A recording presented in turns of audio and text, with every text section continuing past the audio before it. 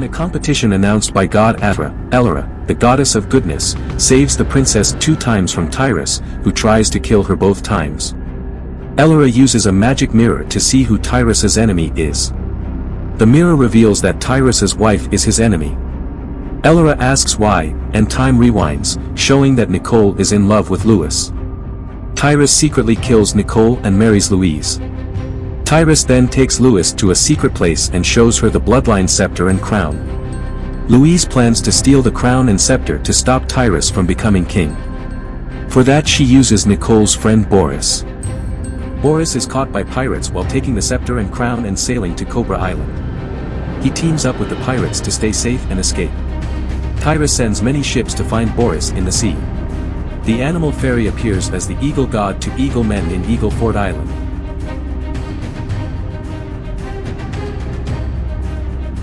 Tyrus was very upset and couldn't stay still. He walked around like crazy. He threw his wine bowl to the ground and broke it. A day has passed since the general went to the sea to find the crown. He hasn't come back yet.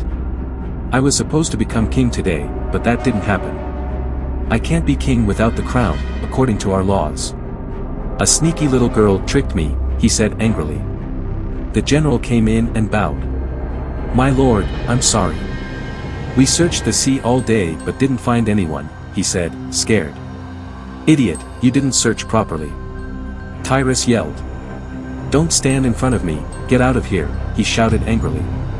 The general started to say, Coronation Day, but Tyrus interrupted, if you don't leave now, I'll cut you down. He drew his sword angrily. The scared general left the room, thinking, something is wrong with him. My life isn't safe if I stay here. Nadia, who had flown from the sky, sat on the roof of Tyrus' palace. She opened a window and went down to Tyrus' room. Tyrus, who was still awake even though he had been drunk, saw Nadia standing in front of him and sat up in bed. Why did you come here?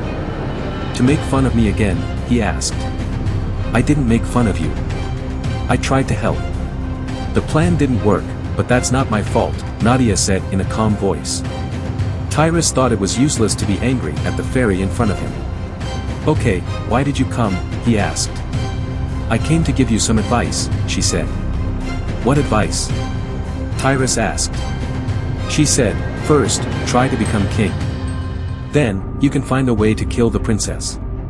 Hearing this, Tyrus laughed and said, do you think I don't know that, you silly fairy? I can't become king. Our dynasty's crown has been stolen. I can't be king without it, Tyrus said angrily. Nadia was surprised. How did the crown get stolen? Who stole it? She asked quickly. I lost to a little girl. Princess Jane stole our dynasty's crown and stopped me from becoming king, Tyrus fumed. Nadia asked, why don't you wear a different crown and become king? I can't. If I could, I would have done it already, Tyrus said sadly. Nadia thought for a moment and realized something. Elora must have planned to steal the crown and stop Tyrus from becoming king. But she can't come here and take the crown herself. So, how could the crown have been stolen? Nadia was confused. But one thing is clear, Elora is behind the crown being stolen. You're a powerful fairy, right? So, where is my crown now? Tyrus asked sarcastically. Each fairy has a different power. I also have certain powers. I don't know where the crown is right now, but I will come back tomorrow.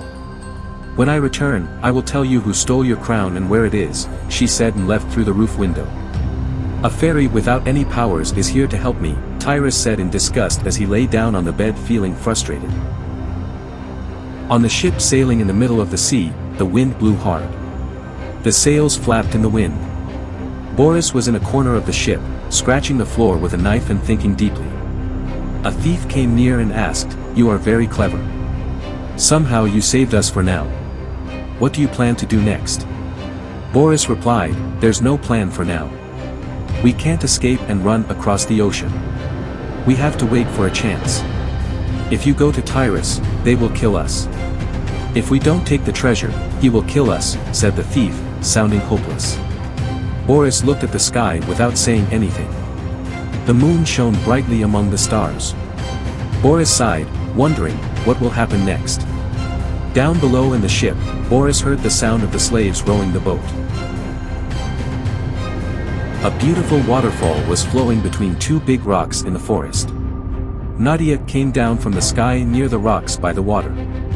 She sat on a rock and wondered who took the crown. Suddenly, she remembered the fairy who knew about the past. Quickly, she thought of the fairy in her mind. After a few minutes, the time fairy appeared in front of her. "Why did you call me?" she asked. Nadia ordered the time fairy. "The royal crown of the country of Eldoria has been stolen." "Who stole it? Show me in your time mirror where the crown is."